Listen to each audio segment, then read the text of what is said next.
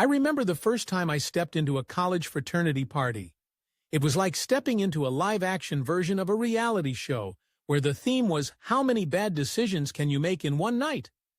The moment I walked through the door, I was greeted by a wall of sound, music thumping so loudly that I could feel it vibrating in my chest. It was like being at a concert, except instead of a famous band, it was just a bunch of guys who thought they were the next big thing, belting out off-key karaoke versions of songs that peaked in the early 2000s. The first thing I noticed was the smell. It was a unique blend of stale beer, cheap cologne, and something that I can only describe as frat house.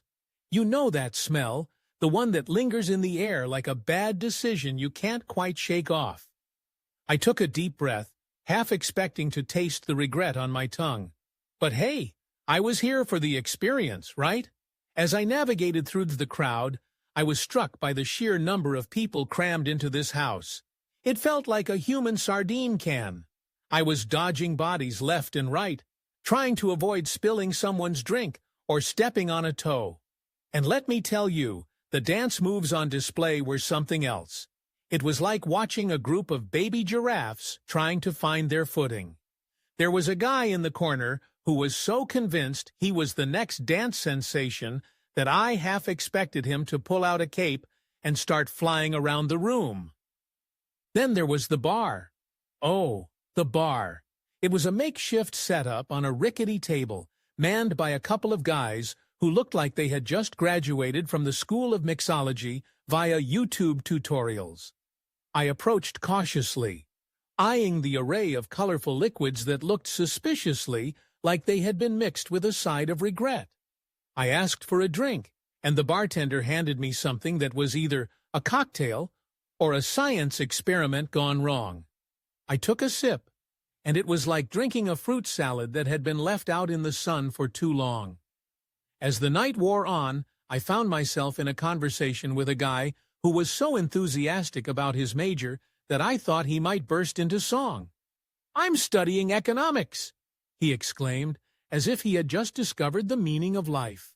I nodded along, trying to keep up with his fervor while secretly wondering how many ways I could use that information to avoid talking to him for the rest of the night. And then there was the inevitable game of beer pong. I had never played before, but how hard could it be? I quickly learned that it was a combination of skill, luck, and the ability to ignore the fact that you were drinking from a cup that had probably been used as a petri dish for some sort of science experiment. I took my shot, and it went wide, landing somewhere near the snack table. I was pretty sure I saw a chip bag roll its eyes at me. As the night progressed, I found myself in a corner, watching the chaos unfold.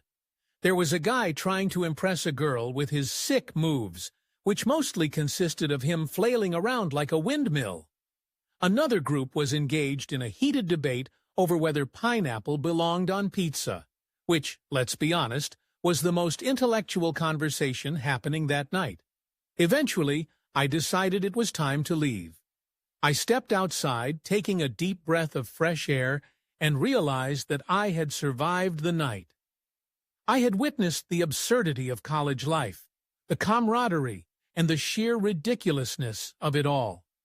I might not have found the meaning of life, but I did find a story to tell. And as I walked away, I couldn't help but chuckle at the thought of all the bad decisions I had narrowly avoided.